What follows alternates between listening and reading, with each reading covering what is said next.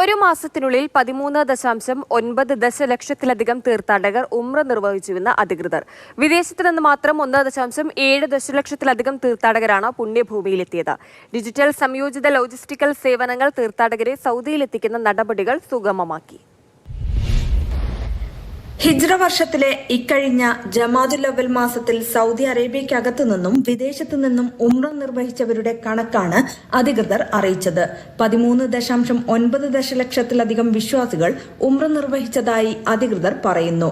മക്കയിലെ വിശുദ്ധ ഹറം പള്ളിയുടെയും മദീനയിലെ പ്രവാചക പള്ളിയുടെയും കാര്യങ്ങളുടെ പരിപാലനത്തിനായുള്ള ജനറൽ അതോറിറ്റിയുമായി സഹകരിച്ച് ഹജ്ജ് ഉംറ മന്ത്രാലയമാണ് ഇത് സംബന്ധമായ വിവരങ്ങൾ പുറത്തുവിട്ടത്. ഡിജിറ്റൽ സംയോജിത ലോജിസ്റ്റിക് സേവനങ്ങളുടെ പിന്തുണയോടെ ഈ മാസം രാജ്യത്തിന് പുറത്തുനിന്നുള്ള 1.7 ദശലക്ഷത്തിലധികം ഉംറ തീർത്ഥാടകരാണ് പുണ്യഭൂമിയിൽ എത്തിയത്. രാജ്യത്തിന് പുറത്തുനിന്നുള്ള തീർത്ഥാടകർ സുഗമമായി എത്തുന്നതിന് ഡിജിറ്റൽ സംയോജിത ലോജിസ്റ്റിക്കൽ സേവനങ്ങൾ സുഗമമാക്കി ആചാരങ്ങളുടെ സുഗമമായ നിർവഹണം ഉറപ്പാക്കുകയും ചെയ്തു.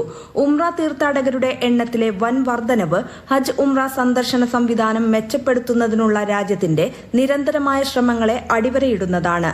ഇത് ലോകമെമ്പാടുമുള്ള മുസ്ലിങ്ങൾക്ക് മക്ക മദീന വിശുദ്ധ പള്ളികളിലേക്ക് എത്തിച്ചേരുന്നത് എളുപ്പമാക്കുന്നതാണ്. Mathrubhumi news, Mecca.